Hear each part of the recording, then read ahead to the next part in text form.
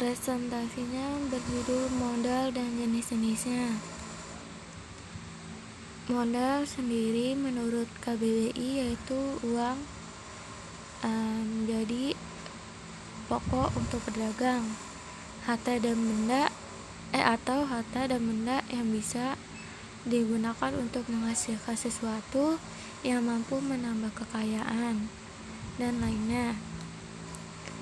Jenis-jenis modal ada 4 berdasarkan sumbernya, pemiliknya, wujudnya, dan sifatnya. Berdasarkan modalnya terbagi menjadi 2, yaitu eksternal dan internal. Eksternal itu dapat dari luar perusahaan, contohnya kreditur dan pemegang saham. Kalau modal internal yaitu modal yang dari dalam perusahaan, sumbernya dari kekayaan seseorang atau perusahaan, biasanya didapat dari hasil penjualan, yaitu laba. Sifatnya terbatas dan sulit untuk dikembangkan. Contohnya itu ada gedung, saham, kendaraan, dan laba yang diinvestasikan. Yang kedua ada modal berdasarkan pemiliknya, terbagi menjadi 2 juga. Ada modal sosial dan modal perseorangan. Sosial itu dimiliki oleh masyarakat yang kemudian dikembangkan sehingga bisa melakukan berdagang atau aktivitas lainnya yang bisa memperoleh laba atau menghasilkan laba. Contohnya ada pasar, pelabuhan, jalan raya, jembatan, dan lainnya lah. Terus yang kedua ada modal perseorangan, modal dari individu yang memiliki fungsi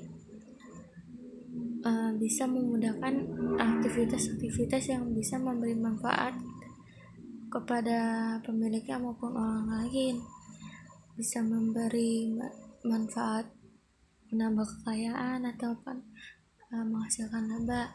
Contohnya ada deposit saham. Yang ketiga ada modal berdasarkan wujudnya, ada 2, abstrak dan konkret. Abstrak itu yang tidak dapat dilihat, tapi dia penting untuk berlangsungnya kegiatan. Contohnya hak cipta, keterampilan, pengetahuan, koneksi, dan lainnya. Dia nggak kasat mata, tapi dia penting gitu dalam melakukan proses kegiatan, misalkan proses produksi. Yang kedua ada modal konkret, lawannya dari modal abstrak.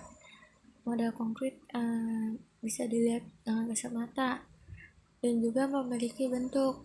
Contohnya ada gedung, saham, kendaraan, bahan bakar, peralatan, dan lainnya. Berdasarkan sifatnya ada modal tetap dan modal lancar. Modal tetap biasanya digunakan untuk keperluan produksi dalam jangka panjang atau lama dan memerlukan beberapa kali proses. Karena namanya modal tetap berarti tetap dipakai dan akan dipakai untuk berulang kali, misalkan gedung, tanah, tetap, kendaraan, mesin, terus komputer atau lainnya. Modal lancar, modal yang selalu ada, selalu habis dan bisa digantikan, diputar-putar. Modalnya biasanya habis terpakai dalam 1 kali proses produksi. Contohnya bahan bakar, bahan baku. Jika ingin produksi lagi, maka disediakan lagi modalnya seperti bahan baku dan bahan bakar. Manfaat modal yaitu ada membayar sewa tempat, menyedia bahan produksi, gaji pekerja, simpanan, dan lainnya. Sekian dari saya. Bila ada kekurangan Mohon maaf. Semoga bermanfaat. Terima kasih.